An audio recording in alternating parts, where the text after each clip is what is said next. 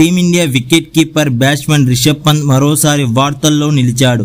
Melbourne టెస్టులో తన వికెట్ను ఫ్రీగా వదిలేశాడని క్రికెట్ దిగ్గజం సునీల్ గవాస్కర్ తీవ్ర స్థాయిలో ఆగ్రహం వ్యక్తం చేసిన విషయం తెలిసిందే. అయితే తాజాగా ఓ యాడ్లో గవాస్కర్ చేసిన అదే వ్యాఖ్యలను పంత్ మళ్లీ రీక్రియేట్ చేశాడు.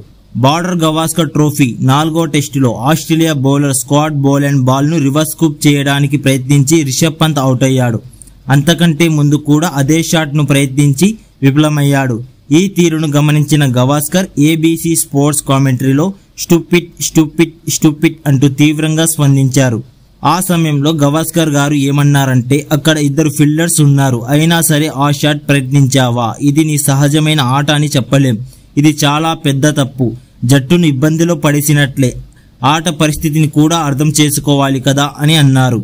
కాగా మార్చి 18న విడుదలైన ఓ యాడ్లో రిషబ్ పంత్ కామెంటరీ బాక్స్లో కూర్చొని హెడ్ ఫోన్ ధరించి గవాస్కర్ స్టైల్లో అదే వ్యాఖ్యలు మళ్లీ చేశాడు. ప్రస్తుతం ఈ వీడియో సోషల్ మీడియాలో వైరల్ అవుతుంది. కాగా ఇదిలా ఉంటే రిషబ్ పంత్ ఐపీఎల్ 2025లో లక్నో సూపర్ జైంట్స్ జట్టు కెప్టెన్ గా వ్యవహరిస్తున్నాడు. మార్చి 24న ఢిల్లీ క్యాపిటల్స్ తో ఎల్ఏజీ తొలి మ్యాచ్ ఆడనుంది.